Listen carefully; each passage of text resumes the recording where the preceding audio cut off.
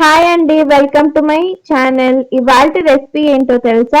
Soya garlic masala recipe అండి. ఇది చాలా బాగుంటుంది చపాతీస్ లోకి, అలాగే రైస్ లోకి ది బెస్ట్ కాంబినేషన్ అని చెప్పొచ్చు.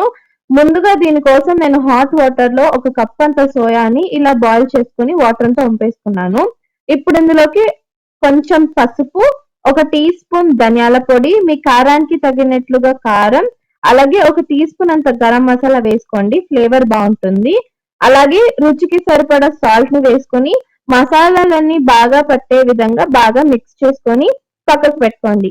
ఇప్పుడు స్టవ్ ఆన్ చేసుకుని ఒక కడాయి పెట్టుకోండి. అందులోకి 2 టేబుల్ స్పూన్ అంత నెయ్యి వేసుకొని, నెయ్యి వేడెక్కాక 3 టేబుల్ స్పూన్ అంత దంచి పెట్టుకున్న గార్లిక్ ని వేసుకోండి.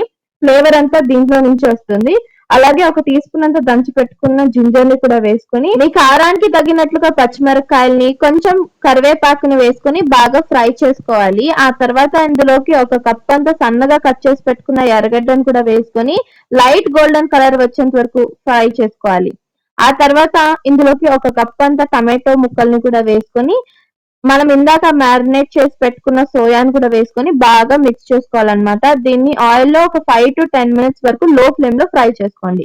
ఆ తర్వాత ఇందులోకి ఒక కప్ అంతా ఫ్రెష్ గా టెంకాయ పాలు వేసుకోండి. ఆ తర్వాత మిక్స్ చేసుకోండి, బాగా మిక్స్ చేసుకోవాలి. ఫ్లేవర్ చాలా చాలా బాగుంటుంది కోకోనట్ మిల్క్ వేయడం వల్ల. చూడండి, కన్సిస్టెన్సీ ఈ విధంగా ఉంటుంది.